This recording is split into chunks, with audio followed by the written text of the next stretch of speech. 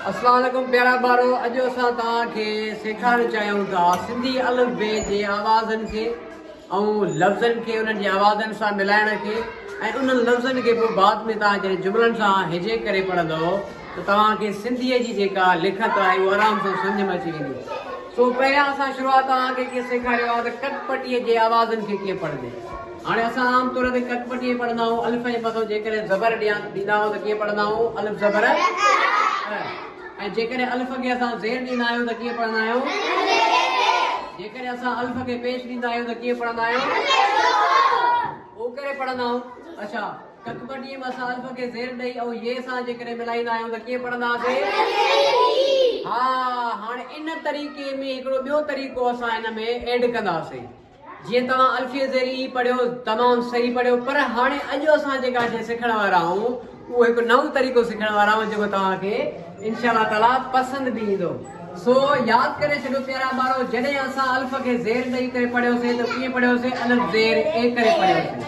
हाणे जॾहिं असां हिन खे ॾिसूं था त पोइ अल्फिय ज़ेरी ई खां बहितर इहो बि थी सघे थो त असां हीअं पहिरियां पढ़ूं अलिफ ज़ेर ये ई अलिफ ज़ेर ये छो त हिते असां ॾिठोसीं त अलिफ ज़ेर ई पढ़ियोसीं त माना मालूम थियो त हिते अलिफ आहे पहिरियों आवाज़, ॿिए नंबर ते जेको आवाज़ आहे उहो ज़ेर जो आहे। त हिन अखर खे जेकॾहिं असां ॾिसूं था त पहिरें नंबर ते असांजो अलिफ आहे, ॿिए नंबर ते असांजी ज़ेर आहे, टे नंबर ते असांजो ये आहे। त माना तरतीब इहा हुजणु घुरिजे त पहिरियों चओ अलिफ पोइ चओ ज़ेर पोइ चओ ये, माना अलिफ ज़ेर ये ई।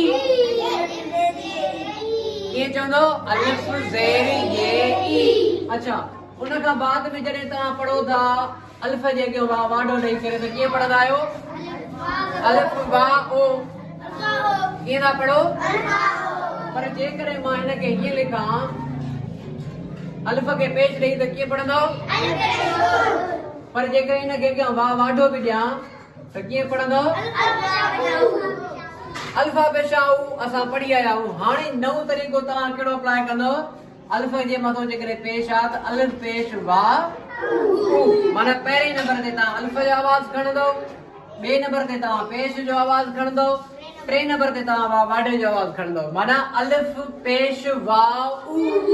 कीअं पढ़ंदो अलिफ पेश वा उ। अच्छा हाणे हिननि सभिनी शयुनि खे असां जॾहिं सम्झी वियासीं त नून गुने जे कॉन्सेप्ट खे बि सम्झणु घुरिजे। हाणे मिसाल जो तौरु कीअं असां अलिफ जे अॻियां नून ॾियूं त कीअं पढ़ंदासीं अलिफ नून अ, बे नून ब, मीम नून म। अच्छा हाणे उन खां बाद में इन्हनि में वरी एराब जॾहिं विझंदासीं त ॾिसो त कीअं था पढ़ो। हाणे मिसाल जो तौरु मां हिते लिखां थो मीम खे पेश ॾेई ऐं नून बि ॾियां थो त पोइ मां हिन जो पढ़ंदुसि कीअं मीम पेश नून म। कीअं पढ़ंदुसि मीम। हाणे पहिरें नंबर ते मीम आयो, पहिरें नंबर ते छा आयो, ॿिए नंबर ते छा आयो, टे नंबर ते छा आयो नून। त हाणे ॾिसो तरतीब सां खणंदासीं मीम पेश नून म। अहिड़े तरीक़े सां इन में प्लस जेकॾहिं मां हीअं कयां हे खे ज़ेर ॾियां वरी हिन खे बि नून गुनू ॾियां त हाणे हिन खे कीअं पढ़ंदुसि, पहिरियों पहिरें नंबर ते खणंदुसि हे ज़ेर नून हे। त हाणे जॾहिं हिन सभिनी आवाज़नि खे मिलाईंदासीं त कीअं थियो मीम पेश नून म हे ज़ेर नून हे। वरी जेकॾहिं लफ़्ज़ खे मुकमल कयूं त जीम वा जो। हाणे इहो लफ़्ज़ कहिड़ो थियो असांजो मुहे मुहे। Very good. उमेद कयां थो त तव्हां आवाज़नि खे ऐं हिजे करण जे नए अंदाज़ खे तव्हां सम्झी विया हूंदा।